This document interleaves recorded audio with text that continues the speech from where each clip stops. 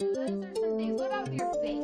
What would you do with your face if you were PAOISM. Previous segments in this series have focused on defining the characteristics of autism, creating successful learning environments for students on the autism spectrum, and managing behavioral challenges that may arise in the classroom.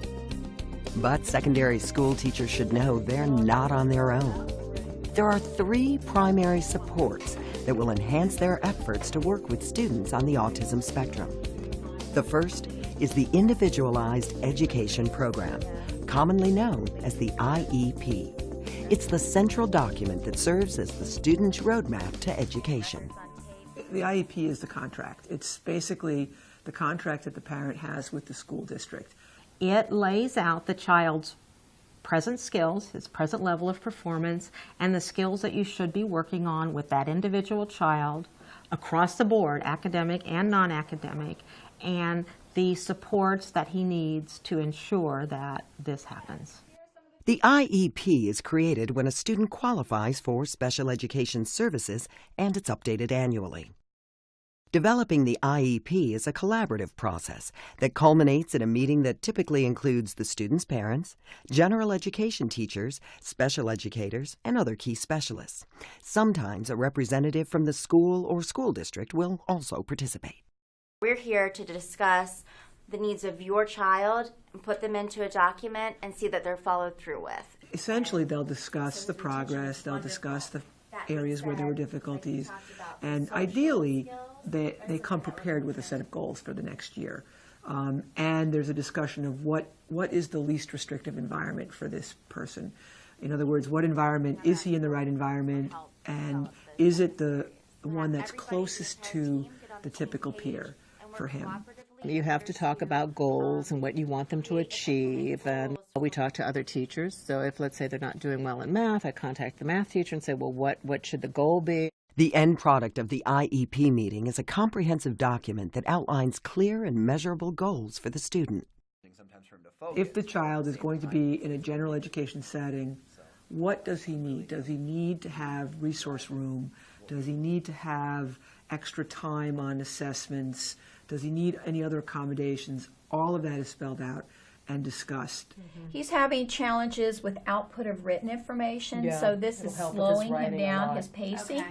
Along with the goals like his activities of daily living goals, his speech goals, his academic goals, everything is there on that IEP.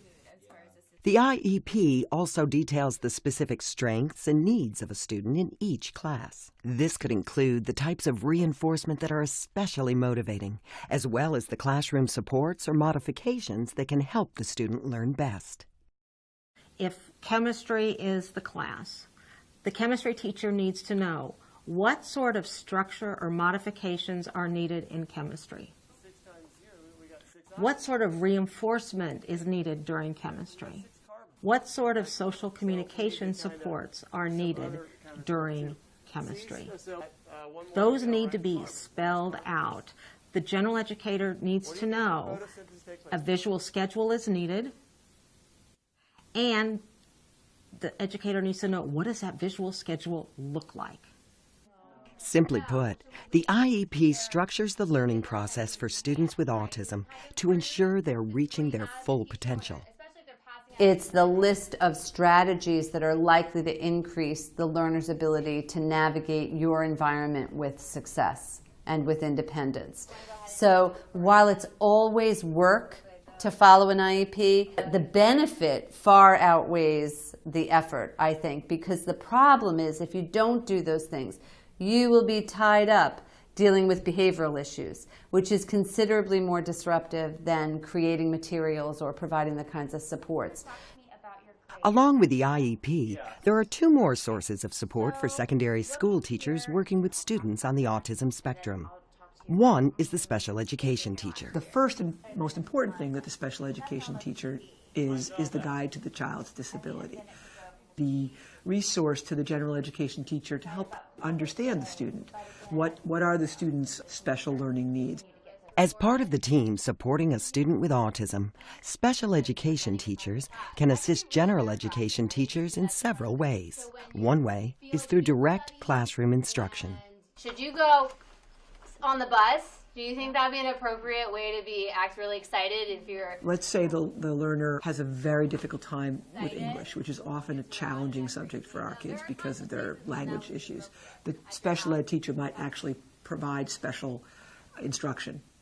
Another way is by working with general education teachers to make creative modifications to the curriculum. The learner with autism may require a different way of having the information being presented. It may need to be broken down more. There may need to be these note-taking guides that the special ed teacher can help the gen ed teacher in developing. Special education teachers can also help make the IEP as useful a document as possible. The other thing a special ed teacher does is help monitor the IEP. Are we making progress? And if the progress is not being made, then they have to go back and work together as a team to say, why is he not learning this science project? Can we accommodate him differently? Can we modify the curriculum? General education teachers can consult with special education teachers about how to help students achieve their IEP goals. With the auditory memory deficit, definitely use the small group testing and the reading his questions to him. It's beneficial to have regular meetings to discuss the student's progress and identify ways to complement each other's efforts. The special ed teachers are wonderful to work with. I've found that they come to me if they have concerns. I can go to them if I have concerns. We work together. We know we're both on the same side. We're on the side of the student. It's such a valuable resource for the students to have the teachers, special education teachers, the general ed teachers as a cohesive unit. Paraprofessionals, people trained to work directly with students in the classroom, are another key source of support for teachers.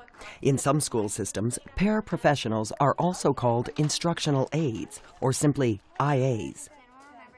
The job of the paraprofessional is to help keep the learner with autism focused on the classroom teacher. Oftentimes what happens with an individual on the spectrum is when they start thinking about something different, that's it. And so the paraprofessional's job is to keep them refocused, keep refocusing them, and providing the kind of reinforcement they need for the work that they're doing when they actually are attending and paying attention. The paraprofessional can make sure that the student is on task, that he has the materials, that the supports are needed, that if he has questions, our student, that he's prompted to ask the question. Paraprofessionals are not responsible for developing curriculum content.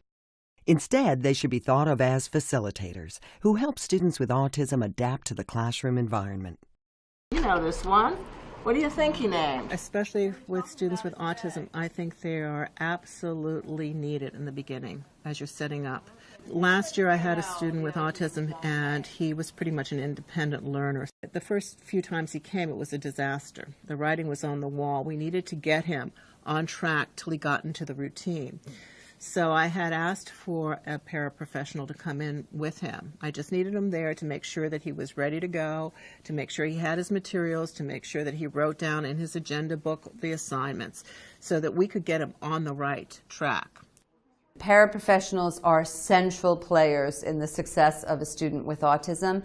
So my message to teachers would be to really form a close partnership with the paraprofessional who's involved with that student, if there is one, and to include them in team decision-making contexts because they have so much information about the small ways in which that learner might be struggling that aren't observable when our attention is divided among 30 students. Parents often find that a paraprofessional, when recommended for their child, can make a meaningful difference. Paraprofessionals for Paul have been very supportive. They help him stay on target. They help him organize his work. He has abysmal handwriting, and if notes have to be taken quickly, they'll do it for him. They help script him when he gets in trouble a little bit. You know, Paul, why don't you go tell that girl that you didn't mean to do that? Or, Paul, maybe you should go take a walk out in the hallway for 5 minutes so that you can regroup right before something is going to happen. By using these sources of support, general education teachers will be better prepared to teach students with autism and to benefit from it. Some days, the challenges of teaching students with autism may be great. In the end, however, the rewards are far greater. I smile when I think about most of my experiences with my autism students and the gifts that they've given to me. But more particularly, the gifts that they've given to other students. Nobody's normal. There's no one normal person. Everybody's got their own quirks, and that's what makes everybody interesting. And so this is just another dynamic of interesting. They're fun to have in the classroom, and they can contribute to the class just like anybody else could. The first time I was told I was going to have an autistic student in my classroom, I went, "You've got to be kidding me." I thought I was really a little bit taken aback. It is one of the most rewarding experiences I have ever had. For additional information and resources, please visit the Organization for Autism Research website at www.researchautism.org. For answers to more specific questions, contact the head of the Special Education Department at your school or your district's Office of Special Education.